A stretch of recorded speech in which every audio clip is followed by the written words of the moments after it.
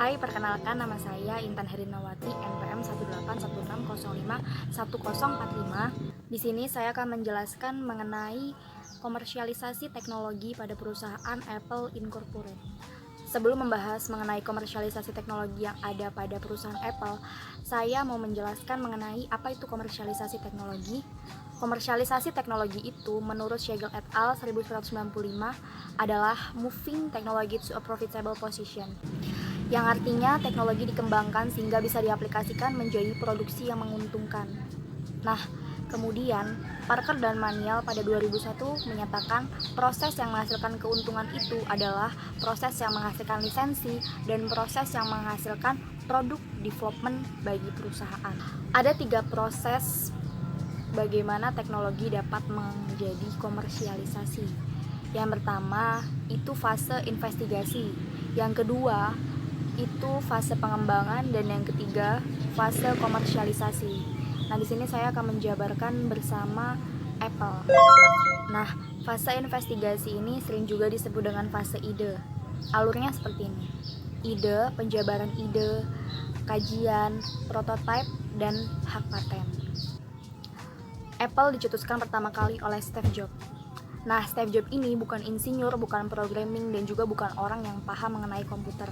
Kemudian ia jabarkan ide-idenya tersebut kepada 2 temannya yang bernama Ronald Wayne dan juga Stephen Wozniak. Ronald Wayne itu yang membuat logo Apple pertama kali, dan Stephen Wozniak ini adalah otak dari komputer Apple yang pertama. Setelah itu ide-ide mereka itu dikaji dan akhirnya menjadi sebuah prototipe yang akhirnya dipatenkan bahwa komputer tersebut adalah milik Apple. Nah, kemudian tahap kedua adalah pengembangan. Di sini ada beberapa alurnya. Yang pertama, uji produksi, yang kedua, uji pasar, yang ketiga, uji jual, yang keempat, bisnis model awal, yang kelima, kemitraan dan legalitas. Nah, uji produksi.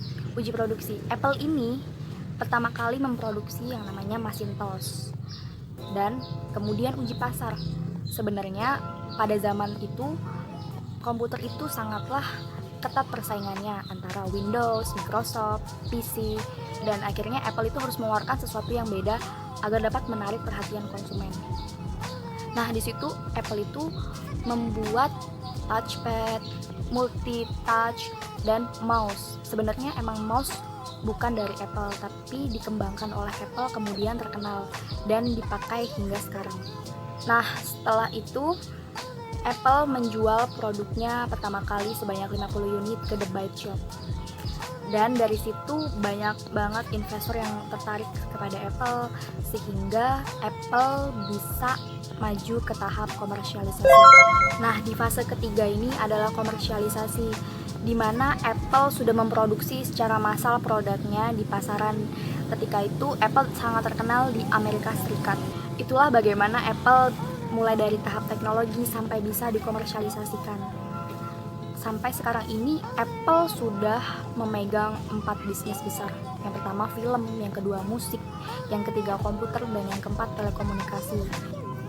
Apple adalah salah satu perusahaan raksasa yang berhasil memadukan antara teknologi dan komersialisasi. Steve Jobs pernah mengatakan bahwa ia tidak ingin perusahaannya menjadi perusahaan terbesar di dunia, tetapi perusahaannya adalah perusahaan dengan teknologi terbaik di dunia. Terima kasih, saya Intan Hernawati, undur diri.